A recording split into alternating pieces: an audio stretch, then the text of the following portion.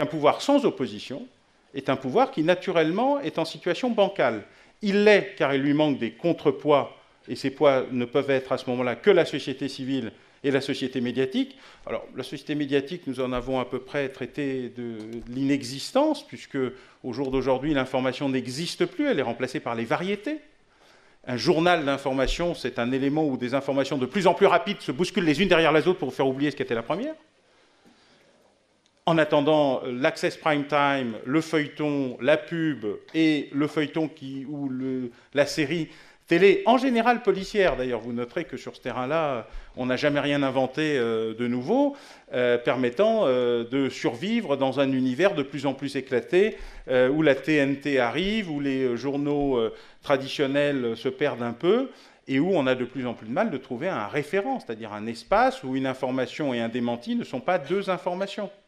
Car a priori, pour l'essentiel, Internet a réussi à faire en sorte que même les mensuels aujourd'hui vivent de leur site Internet, qui est aussi curieux et étrange en termes de qualité de l'information que le site de n'importe quel quotidien ou même de journal n'ayant pas de format papier où on veut aller de plus en plus vite en donnant des informations de plus en plus fausses.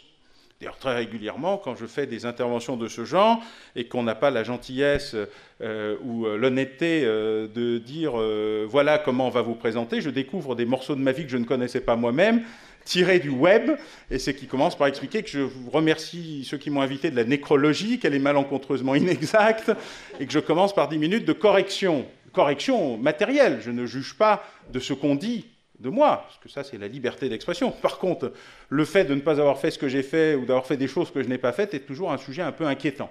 Et il y a un problème en la matière sur la véracité, la capacité et la qualité de l'information, ce qui prouve que le pouvoir se dilue. Il se dilue structurellement. Quand le président de la République, après une extraordinaire perte d'une très grande banque française, explique qu'il serait peut-être temps que le patron de la dite banque prenne ses responsabilités et donc la porte, et que 6 mois plus tard, le patron est toujours là, quel que soit le patron et quelle que soit la banque, qu'on se comprenne bien. C'est tout le problème de la responsabilité qui disparaît face au pouvoir de l'État. Or, le retour du pouvoir politique, la réhabilitation de l'État, telle qu'elle a été entamée depuis, on va dire, la campagne présidentielle, tout candidat confondu, vous l'aurez noté d'ailleurs, car de ce point de vue-là, il y avait une grande consistance dans le discours volontariste du candidat Sarkozy et le discours ésotérique, vous me permettrez ce point de vue, de la candidate socialiste, mais aussi des candidats d'extrême gauche et d'extrême droite. La curiosité du retour du politique, c'est que tout d'un coup, le pouvoir politique était revenu au premier plan après avoir été éliminé, déchiqueté et ramené en petits morceaux par le pouvoir médiatique d'un côté et par le pouvoir financier de l'autre. Je ne dis pas économique, financier, le pouvoir spéculatif. La curiosité générale, c'est que les experts, dont on considère qu'ils ont un pouvoir, d'ailleurs tout le monde dénonce régulièrement le pouvoir des experts, sont ceux qui passent leur temps à expliquer des choses ennuyeuses, qu'on n'écoute jamais, jusqu'au moment où on les sort de la naphtaline pour les amener à la télé, expliquer que, 1, ils l'avaient bien dit, 2, c'est bien comme ils avaient dit, et 3, que de toute façon, ils n'y peuvent pas grand-chose non plus. Car notre système fonctionne sur un triptyque très étonnant, et très différent des États-Unis, où non seulement je travaille, mais il m'arrive de résider à peu près la moitié de l'année, ou de la Chine, où j'enseigne, c'est que c'est un triptyque négation, minoration, éjection. En français courant, c'est pas vrai, c'est pas grave, et surtout, c'est pas de ma faute. Ce qui fait que la gestion par le citoyen ou l'opinion de cette problématique diverse, c'est de dire, bon alors, le pouvoir médiatique ment, grosso modo. Le pouvoir financier spécule. C'est-à-dire qu'il a réussi à socialiser les pertes et à privatiser les bénéfices. Quand même pas donné à tout le monde d'une manière aussi récurrente, parce qu'à 1000 milliards de dollars, beaucoup plus que les 700 dont on parle, et probablement encore beaucoup moins que ce que sera l'addition à l'arrivée, c'est sûr qu'à un moment, vous pouvez vous inquiéter sur la réalité de votre bas de laine. Le pouvoir culturel a à peu près disparu. La vision à la télévision des émissions dites culturelles, et depuis la disparition d'Apostrophe, on va dire, ce qui ne date pas d'hier, est quand même un élément. Et puis, vous avez toute une série de petits machins qui essayent de s'y substituer par l'apparition d'Internet, mais dont aucun n'a une capacité d'influence sur l'opinion importante, puisque tout ce petit monde, grosso modo, se bat avec 1% de taux d'écoute moyen pondéré entre la ménagère de moins de 50 ans et le CSP++. Le débat est celui-là. Le pouvoir s'est dilué, il a donc disparu, il n'y a plus de pouvoir au singulier. Il y a une conjugaison de pouvoirs divers qui, peut-être, sont de nature à régler les conditions d'une réussite économique ou d'une réussite politique ou d'une bonne volonté sur le financier. Car après tout, tout le monde depuis toujours sait que le hors-bilan est un moyen de ne pas respecter les règles comptables du bilan. Ça n'est pas une nouveauté.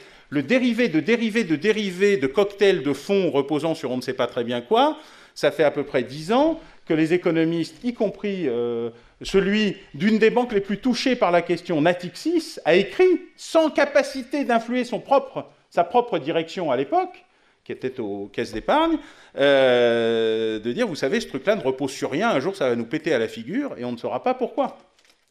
Tout le processus de réalité a été modifié dans une logique visant à dire les experts parlent mais dans le désert, les financiers savent qui sont et de toute façon ça rapporte, et tant que ça rapporte, surtout, on ne va pas commencer à interrompre le processus, car le premier qui le dit est celui qui génère la crise.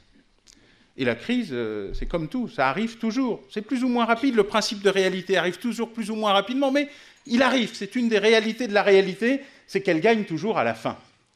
Alors le pouvoir aujourd'hui est un pouvoir dilué, éparpillé, modifié, qui fonctionne grosso modo selon deux problématiques qui n'ont plus rien à voir avec ce que c'était. Quand Pierre Mendès France ou Michel Rocard expliquaient ce que c'était le pouvoir c'était faire, agir, intervenir. Rocard, c'était en plus, l'État n'est pas là pour produire, mais il est là pour contrôler. C'était donc une social-démocratie active, d'économie mixte, qui sortait des vieux credos du communisme, du socialisme traditionnel, mais il y avait un mouvement, une dynamique.